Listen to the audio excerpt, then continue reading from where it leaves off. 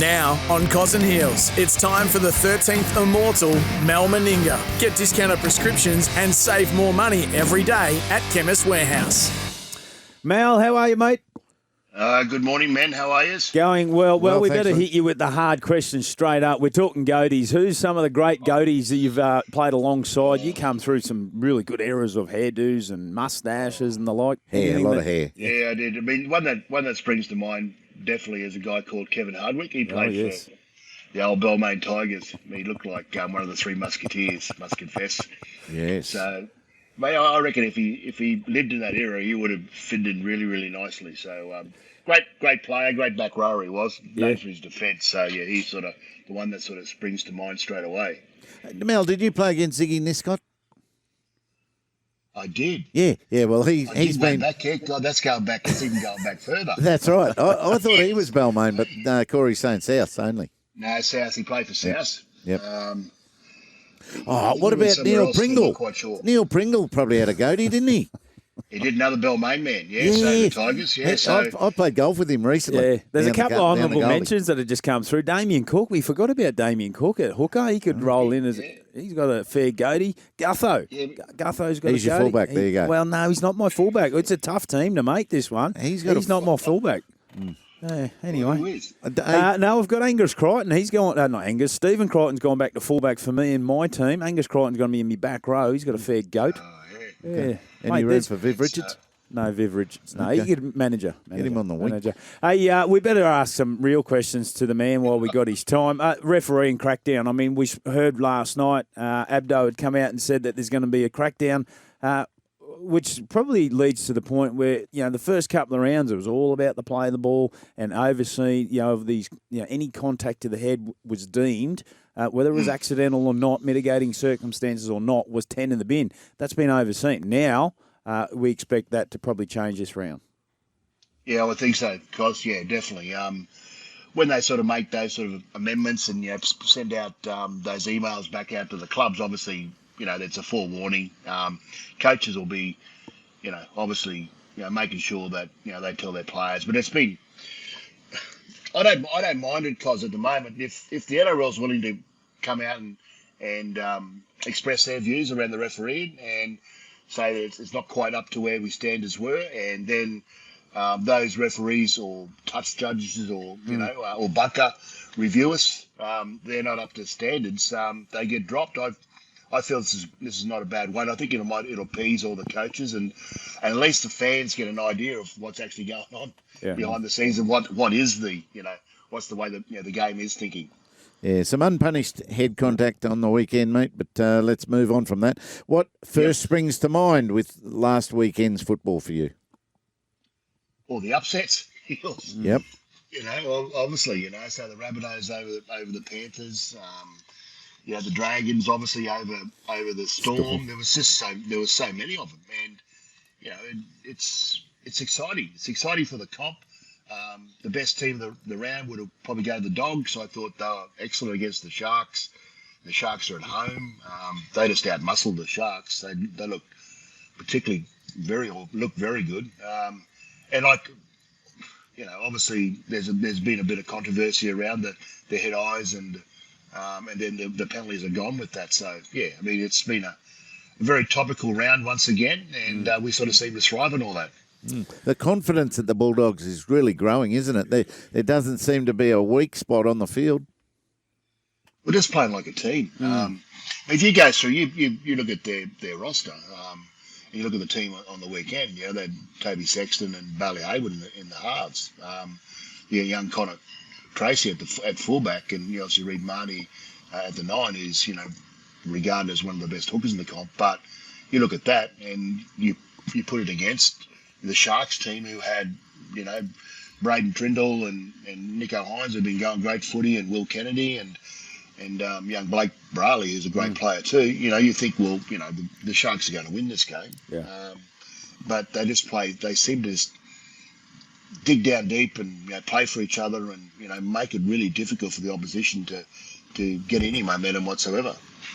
Mel, I mean, we're 2 weeks into it now, and I don't think it's going to go away or sort of quieting down anytime soon. But DCE after the game was pretty adamant in and around the smear campaign on his post-match press conference. What's your take on how this is all playing out, mate? There's obviously angst between DCE and the person he's talking about, and everyone thinks it's the CEO, obviously, Tony Mestrov. You know, so there's a bit of angst and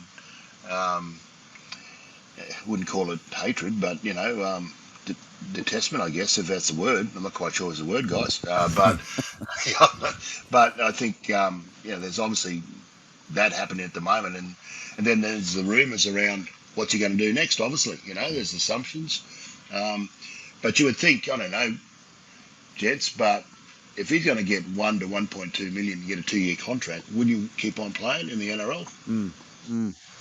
Yeah, I don't disagree with that. It's just I think it shines a really bad light in the fact that what he's been able to do there for such a long period of time to get to this far down the end of his career and then potentially walk away and have this angst as you're just talking about, which I think if in 5 years' time, for example, if he looks back, I don't know if he's happy with the way it all unfolded or not. Time will tell. Speaking of time will tell, there's been some talk around, obviously, DCE and his Origin future. What's your opinion about that? Should he retire from the Origin arena or continue to play or give to his team? What's your thoughts? It's a very good question.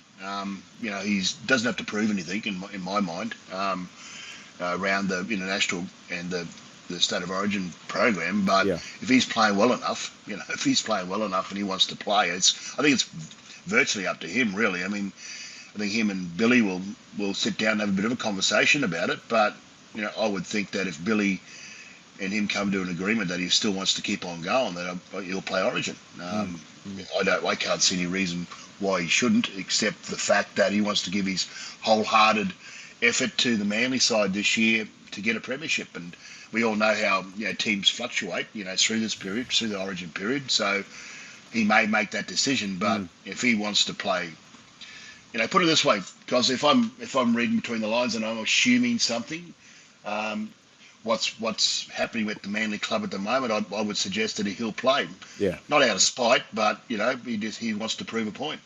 Yeah, I agree, and I was thinking the same myself. I was talking with Jack a little earlier around that. I find it extremely hard to walk away from a Queensland jersey if you're playing well enough to include yourself into the football side. Yeah. It's just the ultimate in what you're doing, and yes, that's the benefit. You're playing for Queensland is the benefit of being in a good club and being part of a good team and playing good football. So it does have its So that's and he definitely wants to portray the image of nothing to see here.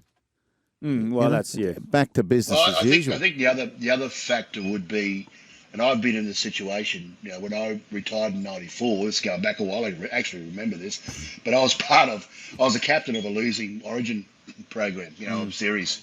So that sort of sticks in your gut.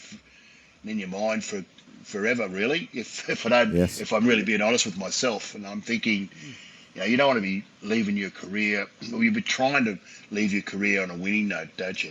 So that you've got no sort of regrets. You don't think about that into the future. You go into happy retirement. But losing an Origin series, particularly as a captain, doesn't sit well. Hey, Mel, obviously, you talk about the Daly Cherry-Evans, you mentioned about his price tag, what he's been offered, etc., whatever that all looks like. But the reality of it is he's at the top of his game. He's in the top 3 halfbacks in the competition, and he's worth what he's worth. Now, which leads me to the Broncos. I'm going to go through my Broncos salary cap crunch a little bit later. Adam Reynolds is off contract at the Broncos. Now, you would suggest if he went on the open market all of a sudden again, his price is north of $700,000-800,000 based on what we're seeing week to week football. I don't think the Broncos will be able to retain Adam Reynolds for that sort of money, given the fact that Cobbo's coming off, etc. Do you think that that'll play out and Reno might leave on the base of trying to keep Cobbo? It's a really good thought and question, Cos. So halfbacks are particularly experienced halfbacks and halfbacks that know how to win footy games, halfbacks that can control your team, put them into good field position and things like that, and be really good around the club, through the week, and be the eyes and ears of your coach really, and your on-field leader. It's a really important decision that the club has to make. I think in hindsight that maybe that's one of the reasons that Benny Hunt was obviously recruited to the Broncos. So if Adam did go, this is just my thoughts. If Adam did go, then Ben can step into that number 7, and then you got Ezra Mam, and you got all these young kids coming in behind. So if it wasn't for Benny Hunt, you'd think that geez, they've got to keep him. But because Ben's around, I would think that they'll do their best to keep him. But if Adam chooses to go somewhere else, he'll probably go somewhere else. You believe he's on 550? Well, that's what that's a bit low, isn't it? Well, how'd they get him up here for 550? Well, that's well done. Yeah, well, there'd be discounts for someone like Adam because of his longevity in the game. So they get rewarded. The game does reward players that have spent I think it starts at 5, 7, 8, 9, 10 years. So that's they get rewarded. Hey Mel, these refereeing mistakes that are going unexplained these days, right? Do you think the NRL's attitude is just to let it die? It'll go away quicker if we don't explain them? No, I think what they've done overnight is that that gives me a lot more confidence, and I would imagine will give the coaches a lot more confidence that they're willing to come out publicly and explain their situation. Come out publicly and say, listen, the standard of refereeing in such a game wasn't up to speed. He's got this wrong. So I think that's a really important message to send out. And then we look at, obviously, the appointments of referees, and they don't publicly announce the appointments of referees, but you'll probably see a couple of referees not refereeing this weekend. Okay. Here we got Greg from Everton Hills on the line at the moment. Mal wants to ask you a question. Good morning, Greg. Good morning, guys. George, how you going? Just a quick one on DCE. A quick one on DCE, mate. If he goes to another club, how likely is it or not that they'll offer him 2 years on the proviso he doesn't stay state of origin, so they get 2 full years out of him? Oh, I think that'd be one of the number one priorities, really. You devote. Again, I liken it to Cooper Cronk's situation. Even though Cooper mentioned that a little bit different scenario because he had to move because he had family in Sydney. But I liken it to Cooper where he just need to concentrate on doing the right best for the Roosters, and ironically, the Roosters are in the picture at the moment as well. So I would imagine the Roosters and every other club would learn from the fact that I'm going to get this mature aged player, halfback, and we want him committed to the club and without any other distractions. So I think, Greg, that that'd be a priority. He'd just be concentrating on club footy and just say that he's retired from rep footy. Yeah, thanks very much for that, Greg. There's another one here from David. Mal. Morning, boys. I've got a question for Mal. Mal, I consider you to be more fortunate than the modern era player because you had the opportunity in your early years to have a professional career, that being in the police force, and also a football career. Do you think there should be more flexibility so NRL players can have part-time work opportunity while still professionally trying to make it in football? Yeah, that's a bit of a dilemma, in professional sport in general, so I feel that, yes, that would be the ideal situation where you can actually pursue another profession while you're playing a great game. But, it's near impossible from a training preparation, the amount of money that the players get. They don't need to have another profession. But what they do, you're allowed to study and you're allowed to sort of go do work experience out, and I think a lot of players do that because you're more close to the game. From a retirement point of view, I would think that a lot of players, particularly towards the end of their career, go out and experience a bit of life experience in the workforce and just try to seek out what they want to do next. Yeah, there is a good uptake of those studying courses and stuff like that, but sometimes they overstate them as well. Ideally. What do you mean, Heels? What do you mean? And little old Australia can't afford to pay them enough to dedicate their whole life to footy. The average career length is now up to 4 years. It used to be 2.4, and so it's getting better, and the money's getting better, but it's not enough to survive on. So it does need to be treated carefully. What's really important is a player's understanding now they've got to make the most of their career. And we're talking about DCE all the time, and Dylan Brown's in the media all the time. They've got to make the most of their football career and maximise that out, because they've got such a long period of time after footy. They've got to survive and bring up their families. Yeah, well, just on Dylan Brown, while we're still talking about him, there's been sort of suggestions that maybe they should release him early. What's your thoughts around that? Oh, it's a hard one. I mean, Parramatta. It's not because Dylan Brown's not playing well. Parramatta's not playing well. Yeah. You know what I mean? So he's obviously. Dylan is an Eels man, so he come up through the juniors and he's so proud of playing in that jersey, and he's openly admitted that. And he would love to have stayed at Parramatta, but it's just what we were just talking just a moment ago. He's made a decision based on his family and then security. We've talked about this before. 10 years, that's secure. That's actually puts.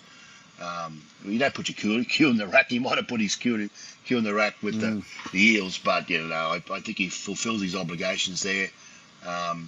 Get all the other players, playing well around him, and you might see a different Dylan Brown. Text come through from Jack. This is a bit wild, I suppose, but Mal, can you see DCE in a Wallaby jumper? Has the game for it and could command north of 1.5 a year in a World Cup coming up? Oh, I could. I can see DC in that'd be a fair challenge for him as well. I could actually see him in a Wallabies jersey, but I can't see it happening, of course. Yes. But, I can actually, maybe a couple of years ago, because, Heels, maybe a couple of years ago, he might have made that transition. Yeah, a bit He's older, definitely got the game. He's got the game that could suit the rugby, absolutely. Got all the skills, left foot, right foot, passing, unbelievable. And there's a couple of real big games happening over the course of this round 5. I think it's multicultural round, Mel, and there's some. Yeah. Well, you talk about the book of feuds. If we just look forward to Friday night, I mean, you got South Sydney who are travelling at the moment, 3 in a row, up against the Roosters. I just think there's a storyline in every game this weekend. It's such a great round 5 multicultural round. The Rabbitohs and the Roosters. The Roosters were poor last week, honestly.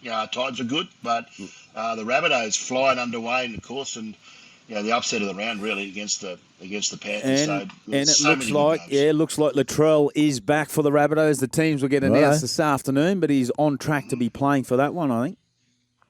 Yeah, he is back. Yes, I heard on the grapevine yesterday that he's back fighting fit. So it'll be interesting to see where they put Jai Gray, another great little Queensland. Well, a Daly M winner. He's leading the Daly M's at the moment, Jai Gray. He's flying. So I think Wayne said, listen, you're going to be in the 17, which is great news, and he'll come off the bench. But it starts from Thursday night. Yes. The Raiders and the Sharks. Two last round losers, basically. And, the Raiders got to get back on show. It's a home game as well down here in GIO Stadium, so the Sharks weren't good last week. So a good battle to start the whole round 5 off, and it's every game's a good game. Yeah, Tommy Dearden and Jake Clifford inspired the Cowboys to get their first victory, but they take on the Panthers, who have lost 3 in a row, which hasn't been done, I think, since 2019. But Cleary is back, Edwards is back, and it's Isaiah Yo's 250th. Boy, they'll be up for this one. They will be, yeah. Poor old Cowboys, I think, Cos. Get the wrath of what they've been doing the last few weeks. Even you just watch him last week, even Isaiah, he was frustrated. Isaiah, he never gets frustrated. So he was frustrated with what was happening last week. So I imagine it'll be a bit of the old honesty sessions this week. Train really hard, come out at home against the Cowboys, and a big test for the Cowboys. We're sort of haven't got a whole lot of time left, but the Broncos probably be looking to rip in for Madge as well against the West Tigers. Absolutely. Yeah, absolutely. So a little bit of oomph behind, like I said, there's a storyline behind every game. There's a bit of oomph in Madge's preparation, I would imagine. So the Bronx at home, probably too strong. Yeah, Saturday night at home, the Bronx, no Jerome Luai, which is a big out for the Tigers. You talk about feuds. Well, Sea Eagles take on the Storm. Storm coming off that loss to the Dragons. Sea Eagles flying at home again. We've seen all sorts unfold there over the years. Yeah, exactly. Craig wasn't happy last week. So they'll come with a pretty aggressive mindset, believe me. And Manny's got to match that. No Pasaka, Tommy Turbo's not available again. So, again, an interesting game. Manly are formidable at home, but I think the Storm will come ready on Sunday. And to round out the round, Mal, you got the unbeaten Bulldogs taking on the Knights, coming off that loss last round, but they'll be looking to try and jump back into the winners' circle, taking on the Dogs. Again, the Knights will be fresh, but they'll want to be barking against the Dogs. They had a bit of pun on there, guys. Yeah, I saw what you did there. Yeah, thank you. Wasn't that funny? I know. But the Dogs at home, they're playing too well. Yeah, that's the thing. If they come with that same sort of effort and intensity again, the Knights will find it hard. One we didn't mention: Titans, Dolphins. Well, the mighty Titans going great. Home game again this week. The Dolphins are struggling, obviously 4-0 at the moment, but they're a much better side than what they're showing at the moment. So, the Titans were very good last week against the Roosters. Let's hope the Titans at home. And you can get discounted prescriptions and save more money every day at Chemist Warehouse. Mal, thanks very much for your time this morning. Appreciate it. Good on you, Mal. Thanks, gents.